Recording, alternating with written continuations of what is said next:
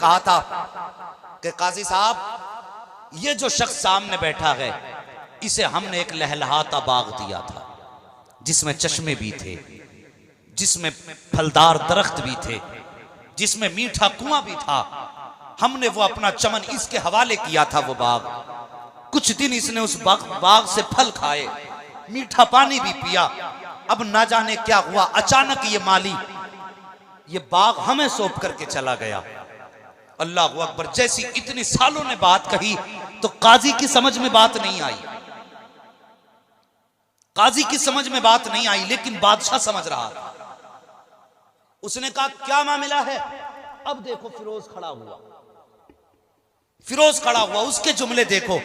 उसने कहा साहब ये सच कह रहे हैं, हाँ इन्होंने बाग भी दिया था, वो फलदार भी था, उसके चश्मे भी मीठे थे, उसका कुआं भी अच्छा था, पानी भी पिया मैंने, फल भी खाए, जिंदगी भी उस कुएं में, उस बाग में मैंने गुजारी। लेकिन क्या करूं, एक दिन जब अचानक मैं बाहर से आया, मैंने क्या देखा कि उस बाग के अंदर शेर के पैरों के निशान मौजूद थे। मैं ये समझा साहिब अब इस बाग को शेर की नीयत पड़ गई है, मेरी औकात ना थी मैं उस शेर को रोक पाता, इसलिए मैंने इस बाग को उठा करके इसके मालियों के हवाले कर दिया है। अल्लाह अकबर। ये जुमले थे उस शोहर के, कहा मैं इसकी हिफाजत नहीं कर सकता, ये सोच करके मैंने बाग वालों को दे दिया है ताकि वो इसकी हिफाजत कर सकें। इतना सुनना था, वजीर तो सर पे हाथ रख के बैठा है, बादशाह सामने मौजूद है। काजी कह रहा है ये कहना क्या चाहते हो? इतने में बादशाह उठ के खड़ा हुआ और उसने कहा था मैं माफी चाहता हूं फिरोज, जो ये कह रहे कि ये भी सच है और जो तू कह रहा कि तू भी सच है। तुझे गुमान ये है कि तू अपने बाग में गया था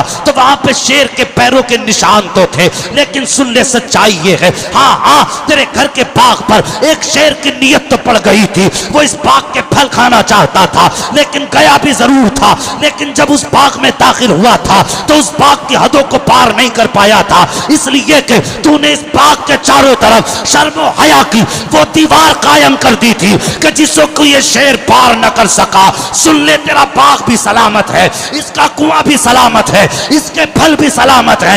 यार ये कल जबान थी जब बेटियों की इज्जत सलामत थी, जब शौहर की आबरू सलामत थी, जब घर वालों की इज्जत सलामत थी, फिर आज क्या हुआ है? वजह सिर्फ ये है कि निजाम मुस्तफा छोड़ दिया है, अताए मुस्तफा छोड़ दी है। अगर इज्जतें चाहते हो तो अताए मुस्तफा अपना लो, अगर वकार चाहते हो तो अताए मुस्तफा से प्यार करो, अगर सुकून चाहते हो तो निजाम मुस्तफा ले आओ। जब घरों के अंदर निजाम मुस्तफा होगा तो कहने की जरूरत रखी हर घर में सुकून और मोहब्बत नजर आए। नारे तकबीर, नारे तकबीर, नारे रिसालत, नारे रिसालत, मसलके आला हजरत, मसलके आला हजरत, जश्ने गौसुल वरा, जश्ने गौसुल वरा, रहमते आलम कॉन्फ्रेंस, नारे तकबीर, नारे रिसालत। सुभान अल्लाह, सुभान साहिब मैं बस ये कहना चाहता हूँ, खुदारा मेहरबानी करो। मैं एक दिन अभी किसी काम से, कुछ लोगों ने मुझ पे भी ये इल्ज़ाम लगाया, चाहते हैं कि मैं जेल के अंदर जाऊँ। बस दुआ है अल्लाह ताला जालिमों की नजर बद और उनके गलत इरादों से महफूज रखे। मैं वकील के पास बैठा था, यार शर्म आती है, एक बुर्कापोश औरत आई और आने के बाद अपने शोहर के खिलाफ FIR दर्ज कराती है और कहती है कि मेरी सास ने मुझको ऐसे मारा। वो कहता नहीं और सख्त जुमले इस्तेमाल करो। तो उसने कहा कि साहब मेरे साथ ये किया, मेरे साथ ये किया। यार सोचो तो सही, इस्लाम की शहजादियाँ क्या इसलिए पैदा की गई थी कि ये गलियों में बाजारों में भटकती फिरे? ये टको टको पे बिकने वाले वकील हमारी कौम की बेटियों से अपने मशवरे के मुताबिक तहरीर लें, और कौम की बेटी अगर घरों के अंदर थोड़ा सा बिगाड़ हो जाए तो तुम्हें मुस्तफ़ा का वास्ता है, कोर्ट कचहरियों के चक्कर ना लगाना। तेरे थोड़ी देर के गुस्से को बर्दाश्त कर लेने से हो सकता है किसी की नस्लों का भला हो जाए। अगर तू गुस्से को बर्दाश्त न कर सकी तो हो सकता है किसी की नस्लें दांव पे लग जाएं, किसी की जिंदगी तबाह हो जाए। मेहरबानी करो, अगर अनबन हो जाए तो किसी से बिगाड़ा ना करो। शोहर के खिलाफ FIR देने चले जाती हैं, कहा उसने भी मारा, उसने भी मारा। मुझे सच बता कि तुझे सुकून मिलेगा अगर नबी की कोई उम्मती जेल के अंदर चली गई, कोई शहजादी जेल के अंदर बिना कसूर चली गई, तो तू तो सुकून से सो जाएगी। सच बता, क्या मदीने वाले मुस्तफा सुकून से गुंबद खजरा में लेट पाएंगे? सोचो, झूठे केस बनाए जाते हैं और पूरी कौम इसी का शिकार है, तबाह हो गई दुनिया। तू कितनी शान वाली, तेरी औकात क्या है? अगर जरा सा शोहर ने तेरी मर्जी के मुताबिक तुझे लाके ना दिया, तो कहती है कि नहीं कुछ भी करो, मेरी ख्वाहिश ये जरूरत पूरी हो, फला बाजार से मुझे गर्म कपड़े खरीदने, ओ मेहरबानी कर, ये जुल्म ना करो, साबिरा बनो, शाकिरा बनो, अल्लाह तौफीक दे, मोहब्बत से जिंदगी गुजारो। आओ मेरे नबी की बेटी देखो, अल्लाह अकबर। अभी सरकार की बेटी हजरत फातिमा ज़हरा रदी अल्लाह ताला अन्हा, सैयदों की मां, रुखसत होकर के हजरत अली के घर तशरीफ लाई। 4 दिन गुजरे हैं, 4 कितने दिन, सारे बोलो कितने दिन, 4 दिन गुजरे। चौथे दिन मेरे नबी बेटी के घर तशरीफ ले आए,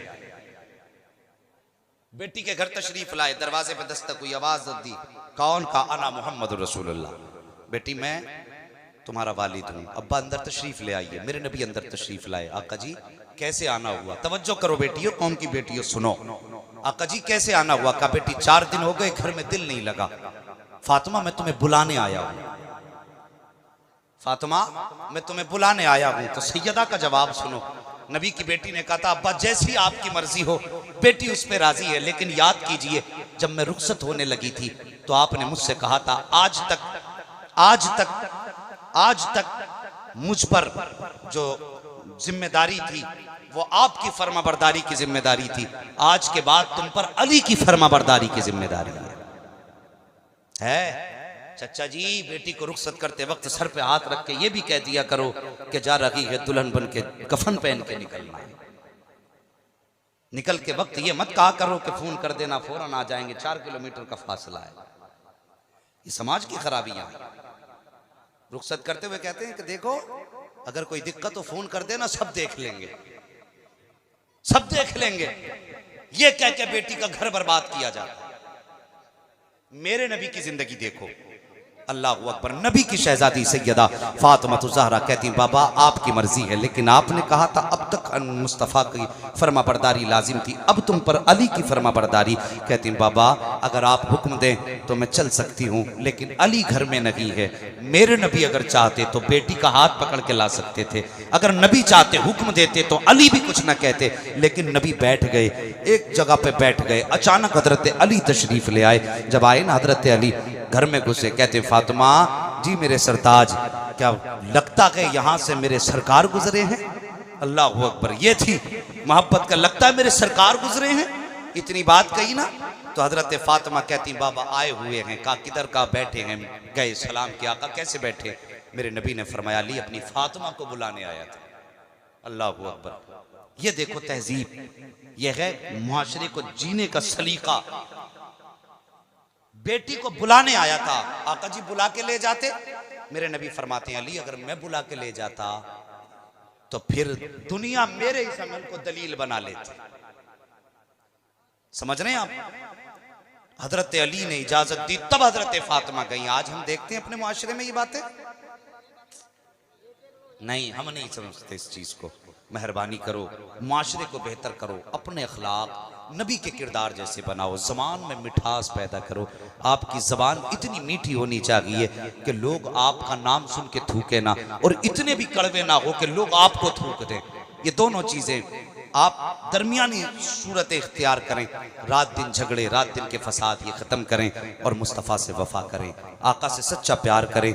जवानों किरदार मुस्तफ़ा जैसा बनाओ, अखलाक मुस्तफ़ा जैसा बनाओ, अपने तौर तरीक़े आका के दिए हुए रास्ते के मुताबिक उनके हुस्न में, उनके किरदार में ढालने की कोशिश करो, ताकि हमारी दुनिया भी कामयाब हो, हमारी आखिरत भी कामयाब हो। और सबसे बेहतर ज़रिया है एक मुस्तफ़ा के शहज़ादे के दामन से वाबस्ता होना।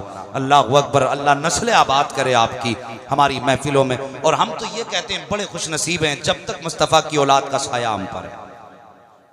ये बड़े खुश नसीब हैं हम लोग जब तक आका करीम की औलाद का साया हम पर है।